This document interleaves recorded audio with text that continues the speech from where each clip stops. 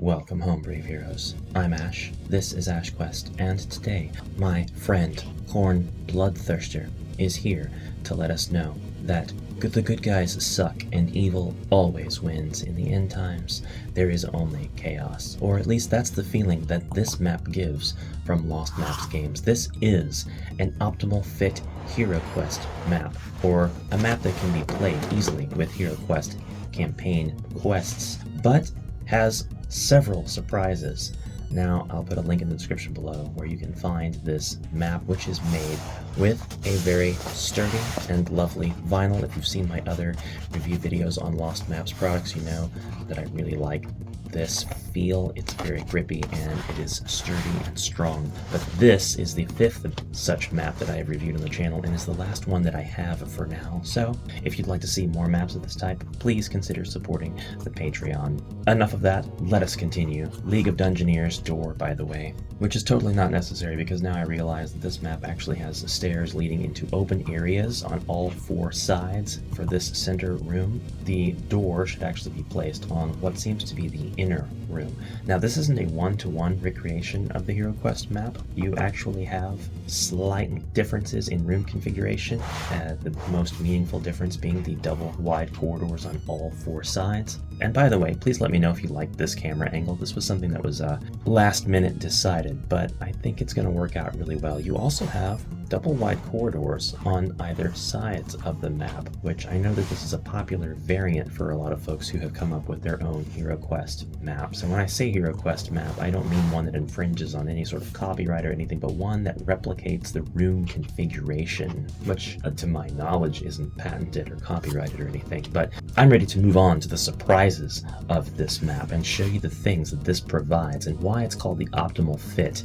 And to do that, we're actually going to be kind of sliding the map off the table as we reveal new portions, sliding part of the map that was previously unrevealed onto the table. I only have such a large table. It's about 2 foot by 4 foot. That's my entire presentation space.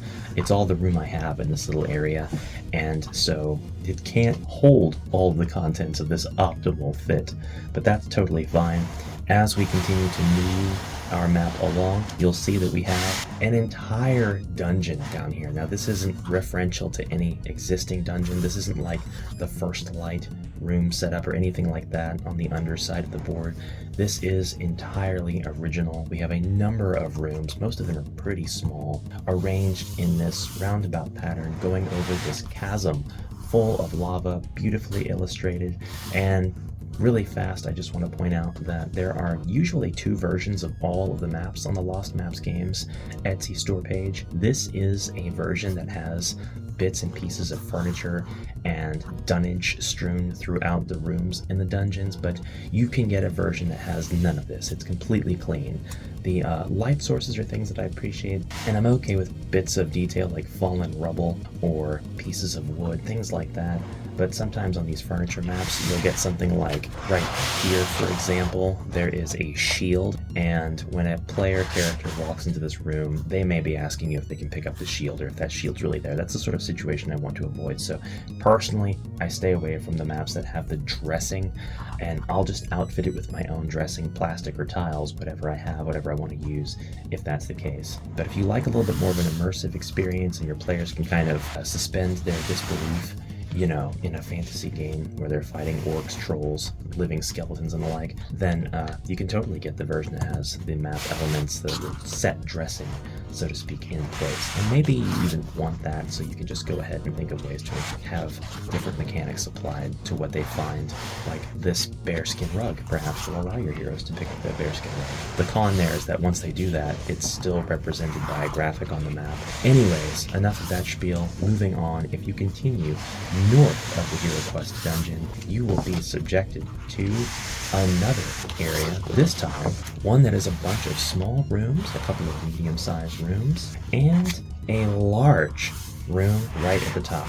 and this particular map was rolled up, so the very edge of it is going to be flipped up for a little bit after it's been unrolled, but I've taken these and kind of rolled them up the other way, and this usually influences this flip to stay the other way around. It's not a big deal because it does correct itself. Because this is PVC, vinyl, a type of plastic, it is pretty easy to manipulate. You see, I've already corrected it, or at least most of it. I'm going to say more than 75% it's been corrected. It's already usable. All of the tiles, the parts that are gridded out, are things that the heroes can walk on and not be influenced by the flippy-uppy part. Anyway, we have a beautiful death gate from which our Khorne Bloodthirster can emerge to wreak havoc on our heroes, either contemporary or classic. And just an army of Chaos Vague skeletons coming up commanded by a Witch Lord who perhaps entered into a deal with one of these Chaos Gods without truly realizing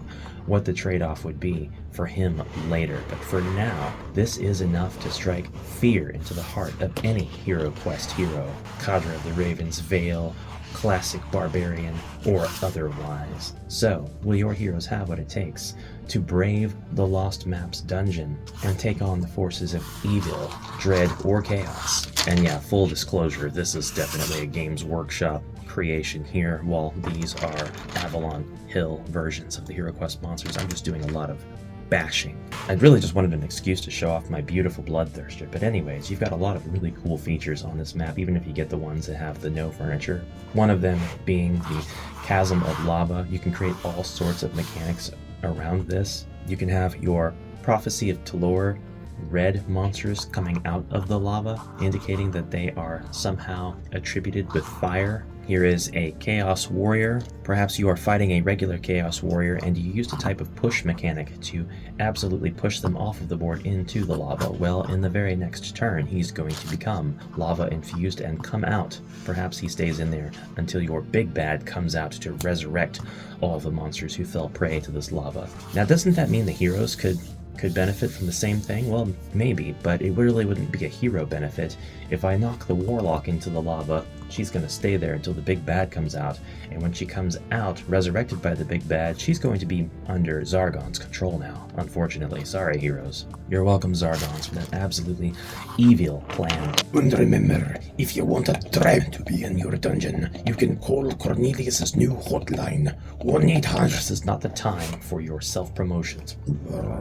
He promised me halflings for lunch. He never delivers. I didn't promise that as halflings for lunch. I like halflings. I wouldn't feed them to any manner of beast. You can use this map any way you want. You can start the heroes on this side. You can have them traverse that intro dungeon down into the center part, which remarkably looks like a HeroQuest laid out dungeon. You can translate existing HeroQuest quests to this particular room configuration, which does have minor differences from the canonical map, and then you can have them go down even further to visit this area. You can have quests that make use of 2 out of 3 of these areas, or sections of them, like the lower half of the HeroQuest map, the upper half of this lower area. You can create a map wherein this is the very center. You have a lot of options for a map like this. These are really, really, really cool maps. These are really versatile. You can do a lot with them. And if you're like me and you have a pretty skinny table, you can do what I did in a previous video, and I won't do it here just because it takes a little bit of time and effort, but you can actually take your map and loop it around,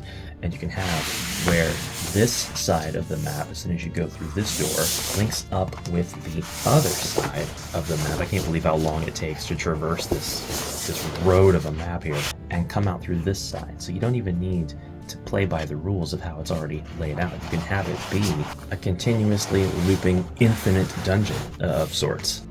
Anyway, that is my final review for now of the Lost Maps series of maps here on the channel. Please let me know if you enjoyed these and how you would like to see these implemented and how you might plan to implement them.